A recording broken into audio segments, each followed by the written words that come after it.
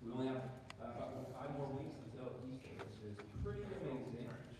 Also, just look in your bulletin there. The week after Easter, we're going to have family movie night, so you put that on your schedule.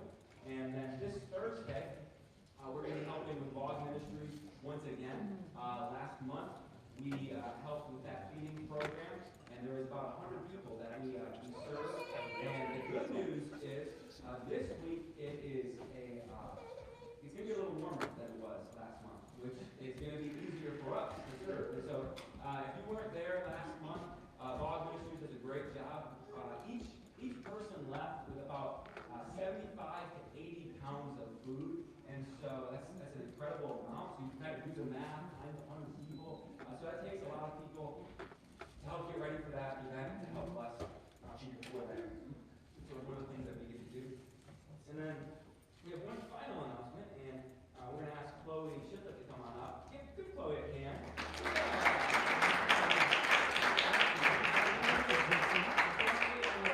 Dad Jason are getting ready to go on a mission trip next month to Nicaragua.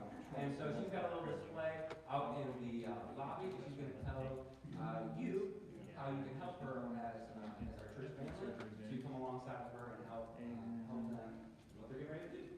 Hi, good morning, everyone. My name is Chloe, if you didn't know, and me and my dad are going to Nicaragua this May. And while we're down there, we're going to be visiting an orphanage and they house these children. And these children live in these terrible conditions, and it's just heartbreaking and devastating. So we have a district built down there. And I decided that I would take an extra suitcase with me, and I'm going to fill it with toys. So there are a couple items that you guys are helping great. We have games that are like card games. They love card games. They are just always playing card games. Like Uno, an old maid that Spanish kids can't understand. Happy Meal toys, Matchbox cars, Barbies, just lightweight things. You guys can also help me by bringing candy or kids' vitamins, so those are very helpful. And that's just some of the things that you can help me with as I'm willing. Another thing is, we are having a dinner and a silent auction at the school on Friday, April the 12th at 6:30. The tickets are $10 if you'd like one of those, but it includes a dinner. So we have our Spanish food, so enchiladas, and all of our proceeds go to the church and the orphanage. So if you have any questions or if there's anything that you would like to talk to me about the trip or whatever, the suitcase, I'm going to be out there for the walk this year. So thank you guys for all the help.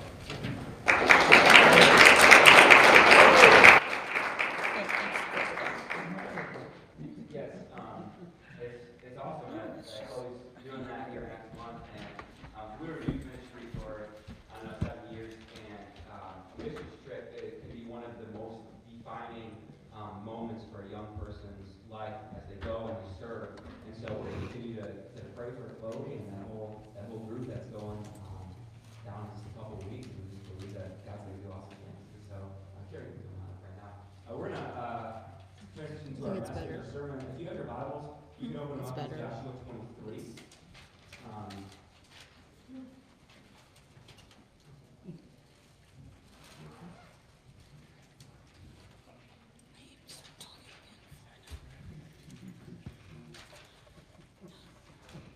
So we figured that we put a little table and a chair up here because I felt like if I was walking around too much, it might make things awkward or whatever. But we're kind of joking, like maybe we get like little coffee mugs and like make it do that. But yeah, this is our last sermon in our series on the book of Joshua, and as a new church, CLC has planted us as family church, and so Kari has not gotten to speak with me at all up until this point. And actually, like I kind of did some math calculations over the past 2 months. You guys have heard me speak more over the last 2 months than you did over the past 2 years. So, like, hopefully you've got to know me better.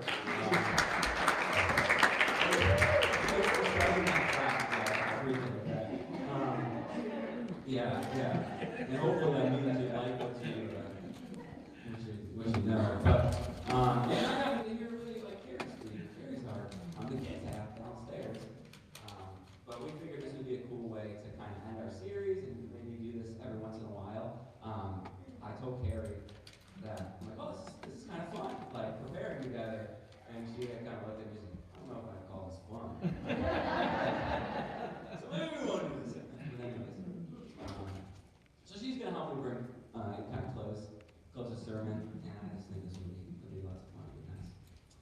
And so our last sermon on the series of Joshua, we've been covering it over the past 3 weeks, and this is the final one. And Joshua is a story of transition, where God is bringing people out of the wilderness and into the promised land. And he's bringing them through battles. So the whole story is a story of transition. What God is doing in Joshua's life and transitioning the people of Israel. And so if you have a good memory and you were here for the past couple of weeks, you kind of know the different things that we covered. But for those of you who are like me and can't really remember what the pastor talked about last week, and by the pastor I mean me, sometimes I have a hard time remembering. But last week we looked at God being in control, even in transition when things don't go as planned. So whether or not it's us making mistakes or somebody else making a mistake that influences us, that God is still the God who's in control. He's still in control, even through mistakes, even through mess-ups. And prior to that, the first couple of weeks, we looked at what it means for us to be on God's side. Like the question that Joshua had to answer was whether or not he was on God's side, not if God was on the Israelites' side. And so these final 2 chapters in Joshua 23 and 24 are the last transition that Israel is going to face. And so if you can do math, we're skipping about 10 or 12 chapters. And that's kind of purposeful. And so Kari's going to kind of summarize chapters 11 through 22 that will bring us up to chapters 24. Yeah, I really like the book of Joshua, and I feel like it's kind of cool, like, every time we've gone through some sort of transition in our lives, God's always brought this book back to us. So it's kind of a special book in my heart. But also, it's cool to see how God does some really big things at the beginning of this book that we've covered the last 2 weeks. And you really see how God's hand has been on the Israelites, how he's intervened for them, and then we kind of get to this middle section, and even as a reader, it starts to slow down, and it can seem pretty boring, to be honest. But it's obviously in the Bible for a reason, and so what we see in this is the allotment of the land. And these chapters is the fulfillment of God's promise that he had made previously to Abraham long ago. And so it might not seem significant to us, but for the people who were living it, it was important, and it was the fulfillment of God's promise in their lives. And so I think that's just a good reminder even for us that God is faithful even in the details of our lives. So even when things don't seem significant or important, or that God is moving or working, he's fulfilling his promise or working behind the scenes. And I just like that quote, like, do not despise the day of small beginnings, because God works even in the small details of life. And then the other thing that I really was drawn to is the word promise, and God's promise for the people. Because it mentions a few times in these chapters, 11 times the word promise is used. In the middle chapters and then the ones that we're going to look at today. And it's one of the things that Joshua says is, with all your heart and soul that not one of all the good promises the Lord your God has given you has failed. He's fulfilled every single one. And so I think that's good also, just to be reminded that God I don't think it's plugged into that. Yeah, so Okay, so that may be if it. you were to That may be it. read Okay, Joshua turn it down. 11 through 22, and kind of put it into our modern day perspective, you kind of look at it like, all right, now we're talking about Dayton, now we're talking about Cincinnati, now we're talking about Columbus. It's just like naming different places. Group of people goes here, this group of people goes here, this group of people goes here. But I think sometimes we get really excited about the big things in life. Oh yeah, here we go, new church, here we go, new baby, here we go, here we go, here we go. And then there's but really God is in the details. And how we are obedient to God, it's in the small details of life. And so you can get really excited about having a new baby, but then the details of that are well, you got to change a diaper 25 times a day, right? And so what can seem insignificant is actually super significant. It has major importance. And so that's kind of where chapters 11 through 22 are, is like it's talking about the significance of God fulfilling every last promise to the people of Israel. Someone really wants to be in church this morning, right? And so then it brings us to chapter 23. Years have passed, decades have passed, and Joshua's getting ready to transition out. His time is up. And so before we read chapter 23, I kind of, the last time, I don't know, maybe if this was not the last time, but growing up, Kari and I would always do, our church was really into dramas, like little I don't know, short dramas or human videos or whatever. And for 1 4th of July, our pastor really liked to do things last minute. So for 1 4th of July, like he asked Kari and I to do like a skit last minute. And we're like, sure, yeah, whatever, 4th of July. And Kari had like the main part, and I had like a supporting part. And we got up on stage, and she forgot all her lines. I literally don't remember anything. I was like standing on the edge, and I was like, what is even my first word? So anyways. It's terrible. So she forgot all her lines, and she just went off and just like improvised. And she left me standing there the entire time. I didn't say a word. So I said, to get back at her, that's what I'm going to do this morning. No. So Kari's going to read the book, or the chapter, the book of Joshua. She's going to read the whole book. She's going to read Joshua chapter 23, the whole chapter. So brace ourselves, right? We're going to read a whole chapter of the Bible in church. But it will really give us good perspective on where Joshua is at, what God is saying to the people of Israel at this time. After a long time had passed, and the Lord had given Israel rest from all their enemies around them, Joshua, by then old and well advanced in years, summoned all Israel, their elders, leaders, judges, and officials, and said to them, I am old and well advanced in years. You yourselves have seen everything the Lord your God has done to all these nations for your sake. It was the Lord your God who fought for you. Remember how I have allotted as an inheritance for your tribes all the land of the nations that remain, the nations I conquered, between the Jordan and the great sea in the west. The Lord your God himself will drive them out of your way. He will push them out before you, and you will take possession of their land, as the Lord your God promised you. Be very strong. Be careful to obey all that is written in the book of the law of Moses. Without turning aside to the right or to the left, do not associate with these nations that remain among you. Do not invoke the names of their gods or swear by them. You must not serve them or bow down to them. But you are to hold fast to the Lord your God as you have until now. The Lord has driven out before you great and powerful nations. To this day, no one has been able to withstand you. One of you routs 1,000 because the Lord your God fights for you, just as he promised. So be very careful to love the Lord your God. But if you turn away and ally yourselves with the survivors of these nations that remain among you, and if you intermarry with them and associate with them, then you may be sure that the Lord your God will no longer drive out these nations before you. Instead, they will become snares and traps for you, whips on your backs and thorns in your eyes, until you perish from this good land which the Lord your God has given you. Now, I'm about to go to the way of all the earth. You know with all your heart and soul that not one of all the good promises the Lord your God gave you has failed. Every promise has been fulfilled. Not one has failed. But just as every good promise of the Lord your God has come true, so the Lord will bring on you all the evil he has threatened, until he has destroyed you from this good land he has given you. If you violate the covenant of the Lord your God, which he commanded you, and go and serve other gods and bow down to them, the Lord's anger will burn against you, and you will quickly perish from the good land he has given you.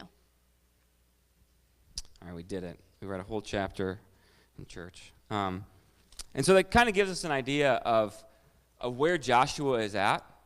And right off the bat, it says he's well advanced in years. So we know, like, that's just like a biblical way of saying, like, he's old, right? So that's what we can say. Like, we're not old. We're just advanced in years. That's good. But if you're taking notes, which is a good thing to do, just to write down, like, what God's doing in your heart. But if you're taking notes, like, a good little phrase I think would be good for us to write down is, as I get older, I should, or as we get older, we should.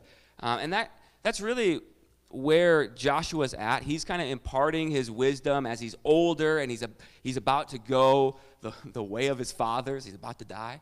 That's another nice way of saying that. But I just kind of want to pick out and highlight a few things from this chapter that says, like, hey, the older we get, the more we walk with God, the bigger your faith should be. The bigger your faith in God should be. If you notice what Joshua writes here, is he writes all about the things that God has accomplished. Like, he talks about God driving out the enemies. God is the one who brought them out of Egypt. God is the one who did this. God is the one who did that. His faith in God has just grown and grown as he looked back at his life, and he's seen all the good things that God has done. And I think it's easy as we get older, and maybe, some of you, I'm only 29, some of you can speak more to this, but I think it's easy to lose optimism as you get older. It's easy maybe to get a little bit more cynical as you get hardened by maybe life experiences and things that happen. And maybe it's even easy to lose your faith, like to lose the faith that a child, like we're supposed to approach God with the faith of a child. And maybe we look back at our lives and we say, man, I believe God to be bigger when I was younger. And Joshua has the inverse, where he can look back and he can say, man, my faith is bigger. And notice, like, he doesn't focus on, like, the defeats in battle and all these things. Like, we learned last week, defeats happened. Like, he was defeated. Like, people were routed Israel. But he focuses on all the good things that God has done. So, like, that's, as the older we get, the more our faith should grow. The more our faith should be bigger. The more, our faith should be like that of a child. Yeah, I think one of the things that I've learned even just this last year parenting Adeline is it's cool to see how God uses so many times raising her to teach me.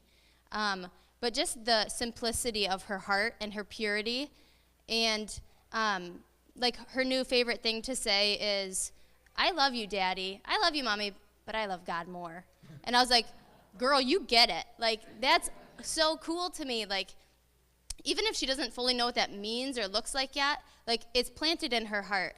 And even, as the seasons have changed in fall or winter, like, sometimes when we're just driving through the neighborhood, we just stop and look at, like, the beauty of the color, like the snow and you kind of stop doing that when you get older because you get busy, distracted, or thinking about other things. And it's like, God, you're so creative. And, like, thank you for bringing me back to the simplicity of a child. Yeah, and it kind of leads into, like, the next point that he has is, like, and the next point that I have, maybe. But the older we get, the more hopeful for a future that we should have. And that might sound like it shouldn't be true, because the older you get, like, the less future you have, right? Like, that's just how it works. But what Joshua highlights is that he's saying there's more to be done. Like, God's going to continue to drive out the enemies in the land. Like, there's still more promises to be fulfilled. Like, there's more to be done. There's more to be done. And I think the tendency that we have is to look back and to say, oh, look at all the great things. Look at the great things that God did, or look at how great my life. I wish I could go back to the good old days. Well, man, things were so great back then. I think we have that tendency to remember things behind us and say, oh, that was great. But then to also have this hopeful future, and that's what Joshua has. And he knows, he knows his time isn't, like, long on the earth, but he's saying God's still going to do things. Is that he's not so focused on what God can only do through him as, like, the leader of Israel. And so I think what Joshua shows us here is that the older we get, the more hopeful that we should be for God to work in our lives in the future. Because if we've seen him do good things in the past, then he can do good things again in the future. And so it's kind of interesting. The Israelites were satisfied with a half-fulfilled promise. They were satisfied with a half-fulfilled promise. They were satisfied with just getting a part of the land and just being satisfied with what God had done. And so we see, like, in the next generation, like, the people forgot about God. They forgot what God had done in their midst. And so it's kind of crazy. And so we shouldn't be so focused on just what God can do in our generation and just what God can do in our lives, but what God wants to continue to do and have purpose beyond just our lives. And so what Joshua does and what God does through Joshua is in Joshua 23, he tells them to remember everything that God accomplished in their generation. And so he focuses on their life. And then he broadens the perspective in Joshua 24. And so you can turn there in your Bible. And we're not going to read the whole thing because we read a lot of Joshua 23. But in Joshua 24, 1 through 13, God takes the perspective and the people of Israel and he keeps it, okay, this is what I did in your generation. But then he goes, look back and look at how I've been working for hundreds or thousands of years. Looking back and see how I was faithful to Abraham. Look back and see how I was faithful to Isaac and to Esau and to Joseph and to Moses. And so he takes one perspective, he broadens it. He says, hey, this is not just about what I did in your generation. This is about what I'm continuing to do through all generations and how I'm a committed and faithful God. And so I think sometimes we can be, the older we get, the more we can be focused on our preferences and our generation and our lives and our families and just what's right in front of us. And God is a God who is working in a much bigger perspective, in a huge perspective. And so the older we get, the bigger our perspective should be. The more that we should think about a generation that's living beyond us and that's moving beyond what we're doing. And so then in Joshua 24, 14 through 15, he's setting the Israelites up to kind of have a response that they should be responding to God's faithfulness. Like if God's so good, like there should be a response from you. And so here's kind of what he says in the response here. Now fear the Lord and serve him with all faithfulness. Throw away the gods your ancestors worshipped beyond the Euphrates River and in Egypt, and serve the Lord.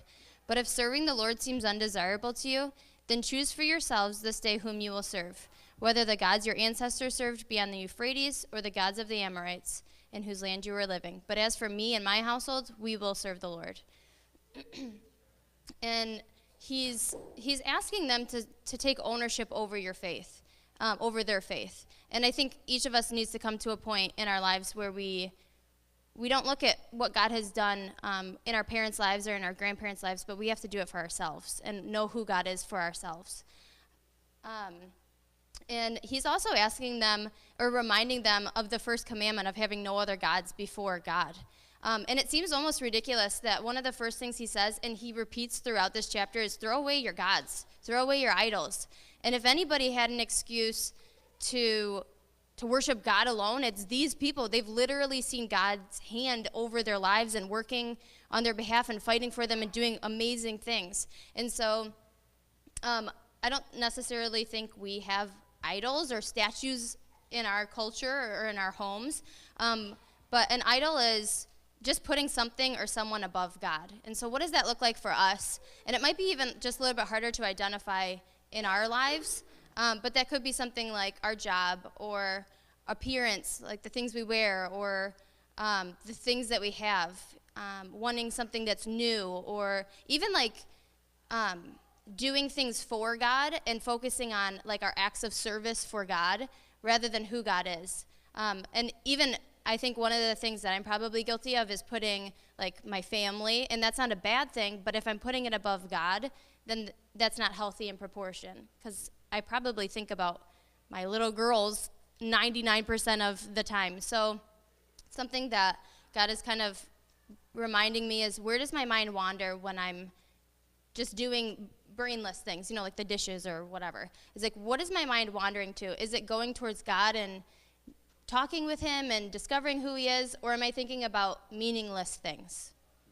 Yeah, and so it's interesting, as I was reading over the past couple of weeks, and there's one story that I think really gives us a greater perspective on this little piece here, and it was a pastor was writing about individuals in India when they come to the Lord. And so, as probably most of us know, India is a Hindu nation, and so they literally have other gods that they serve. And in this particular congregation, they don't baptize people right away, which might seem like weird to us, right? Like you think, all right, that's like what the Bible says, like you get baptized, right, when you get saved. And they say they don't do it. But instead, they wait a couple months, and they wait until maybe 2 or 3 months have gone by, and then the pastor and like some leaders in the church go to the person's house to make sure that they've really gotten rid of like all their gods. And so like they go through the cupboards or whatever, go look under the bed. I don't know if they really do that. But I think that's an interesting perspective, and maybe it's easier to get our minds around that than anything else, to say like they really have gods that they're serving that are really a part of their culture. And maybe the same question like can help us is like, so Kari and I are going to come over this week and look at all your stuff. No. But like, like really evaluate. So like the older you get, the more we really should evaluate our idols that we build up in our lives. And the more we should be throwing them away. The older we get, the more we should be throwing away idols that we build up. And we say, all right, like Kari said, like if any group of people should have not worshiped an idol, it's this group, right? They saw God tear down Jericho. Like they saw miracles happen. So we know we have the tendency to replace God with things that aren't God. And so the older we get, the more we should just say, okay, I'm throwing away this idol. I'm throwing away this idol. Money is not an idol. Cars are not an idol. Things are not an idol. People are not idols. Entertainment's not idols. These things are not idols. God is my God. And so I just think, hey, the older we get, the more we're throwing away idols. And so then in verse 16 through 18, I'm going to read that. So the people answer, right? So Joshua says, all right, you got to choose for yourself. Me and my family, we're serving the Lord. The people answer, far be it from us to forsake the Lord, to serve other gods. It was the Lord our God himself who brought us and our parents up out of Egypt from that land of slavery, performed those great signs before our eyes. He protected us on our entire journey and among all nations through which we traveled, and the Lord drove out before us all the nations, including the Amorites who lived in the land. We too will serve the Lord because he is our God. Some of the things that stand out to me in this, even just the way they begin it says, far be it from us to forsake the Lord. And we just learned that they had gods. So I think one of the first things we need to realize is like to identify, like if we do have a god or an idol, just to confess it and get rid of it. But even more importantly, what kind of bothered me about their reaction or their response is that they listed what God had done for them, which is good, and that's good because they remember his faithfulness and his goodness in their past. But that's not where our view of God should stop. Not just because of what he's done for us or his goodness or his faithfulness, because God's so much more than that. That would be like if you asked Adeline or Anna, do you love daddy or mommy? And they would say, yeah, because they give me food at breakfast and they give me my dolls and then they tuck me in at night, and that's why I love them. But if you stop doing that, I'm not going to love you anymore. Yeah, right? Because that's so conditional. And so if our view of God is so conditional on what we get from God or our circumstances or how we're feeling, that's going to change and that's going to fade. But we need to worship God and love God because of who he is and because he just wants to know us and spend time with us. And I think that's another thing that God is like reminding me of in this season is that I don't have to do something to get his approval or, to get his love, but he just wants to spend time with us. He wants to have an intimate relationship, just knowing who we are and spending time hearing us talk to him and love him. And I think this is just a good reminder of that. Yeah, and even in that previous verse where Joshua says, "Hey, for me and my household, like we're gonna serve the Lord," and he focuses on the home, like where it's most important. And I think that's one of those things, maybe like we get so caught up with like family traditions. Like, I don't know about you, but I have family traditions growing up of just like, hey, we always went here over the summer, or like we always ate at the same restaurant after church. Like, that's just what we did, family traditions. And I think like this might sound like over spiritual, which we're in church, so it should, right? But like, do we filter everything we do as families through like honoring God? And like everything that we do as a family, like, are we thinking about what's best, like, in order to help our kids or even our parents love the Lord?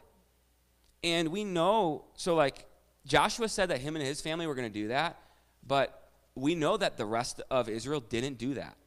Because in Judges 2, and you don't have to turn there, but in Judges 2:10, it says a really sad picture of what happened. And it says, after the whole generation had been gathered to their ancestors, another generation grew up who neither knew the Lord nor what he had done for Israel. Like this generation, they didn't even tell their kids what God had done for them. Like, that's crazy to think about, right? It's like mind-boggling to think about. But then we know in our culture that maybe some of the things that we place priority on are not God.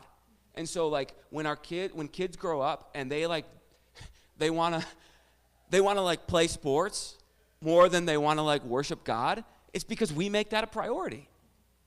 And so like that's like the truth that we can just fall into. Oh, we don't have other idols. We don't do other these things. But like, do we really filter everything we do through like what's going to help the next generation like serve and love the Lord? And so like that's kind of what Joshua says for him, and like the sadness of Israel. And so then it's kind of crazy the response that Joshua has to the Israelites who say, yeah, we're going to serve God. Kari, you going to read that in verse 19? Yeah, it says, Joshua said to the people, "You're not able to serve the Lord. He is a holy God. He is a jealous God. He will not forgive your rebellion and your sins. If you forsake the Lord and serve foreign gods, he will turn and bring disaster on you and make an end of you after he has been good to you." But the people said to Joshua, "No, we will serve the Lord." Then Joshua said, "You are witnesses against yourselves that you have chosen to serve the Lord." "Yes, we are witnesses," they replied. "Now then," said Joshua, "throw away the foreign gods that are among you and yield your hearts to the Lord, the God of Israel." And the people said to Joshua, "We will serve the Lord our God and obey him." So you kind of see it like this is a huge moment. Like Joshua is getting ready to like stop his leadership. Like they've been through a lot. So this is like a big thing that's happening. And so he's like, "Hey, all right, you gonna serve the Lord? You're gonna serve the Lord?" And like, "Yeah, we're going to." And you're like, "Nah, you're not gonna do it." And it's kind of like you know, like if you were getting married or whatever, and you were at the altar, and I said, you know, do you take Kari to be your wife? And I said, "I do." And Kari was like, "No, you don't." And I was like, "What?" Like, I just said I did. And so it's kind of wild, his response. Like, you would think at the beginning of the chapter, or even in Joshua 23, he's like this optimist. Like, "Hey, look at all that God's done. Like, God did all this. God did all this. God did all this. God did all this. And this is what God's done, you know. He's going to continue to go before you. He's going to do all these things." And then at the end, you're like, is he like this, you know, this crotchety old man now? Like, "No, you can't do it." All right? That's what he's kind of saying. And so that kind of seems odd to us, but Joshua recognizes maybe something that we don't spend maybe enough time thinking. We probably know it, but like he says, you can't serve God because he's holy. Like, you can't do it because God is holy, and you're not. And maybe like we spend so much time talking about like, oh, we have this intimate relationship with God. Like, I'm a friend of God. He's my father. He's closer than a brother to me. Like, we have this casual relationship with Jesus. He's our buddy. He's our homeboy. But that like we forget God is like so perfect and so holy and so amazing and so awesome that like anything that we can do to try to get in his presence doesn't measure up. Like, what does Philippians say? That our good deeds are filthy rags. And so Joshua recognizes, like, this simple truth that, like, even if we want to, we can't. Even if it's like, that the zealousness, yeah, we're going to serve God. And, like, Joshua's like, no, you're not. You can't. And so he's kind of like this Debbie Downer. That's kind of how he ends this book and his leadership. He's like, you can't serve God. He's holy. He's like, in the next verse, he's like, you still haven't even thrown away your idols. I told you to do that. Like, you should have done that. And so worship band, you can come up. We're going to get ready to close here. But as we close, this would be a pretty bad way to close, right? Like, you can't serve God. All right, let's sing a song. I can't serve God. I can't serve. Like, that's we're not going to do that. But the rest of the Old Testament is man's attempt to serve God. And there's these periods of zealousness where God shows up and does good things, but then after a generation passes away, people fail, they forget, they don't remember, and so then they're handed over and they're left to their own means, which is pretty bad. And they fall, and it's a story of this roller coaster ride. And so what Joshua is saying at the end, and remember he says, hey, be hopeful for a future. Be hopeful for a future of what's to come. And what was to come for Israel? Like, there was a hopeful future because Jesus was going to show up on the scene.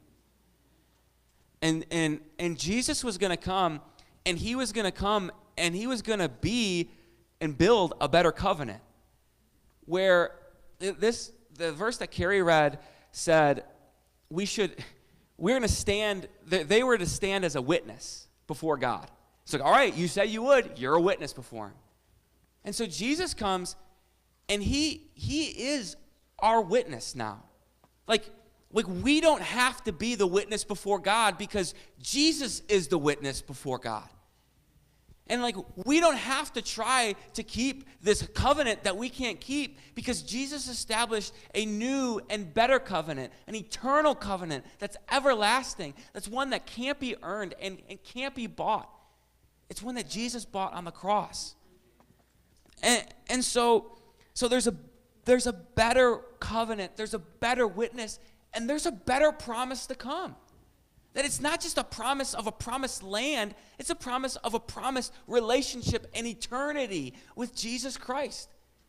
And so regardless of your future here on earth, is you have the hopeful future of eternity. So you can be hopeful for a future. And so the question that we have is why would we want to serve an idol? Like, why would we want to put our hope and our faith in something that's not a better witness, and that's not a better covenant, and it's not a better promise, because Jesus is.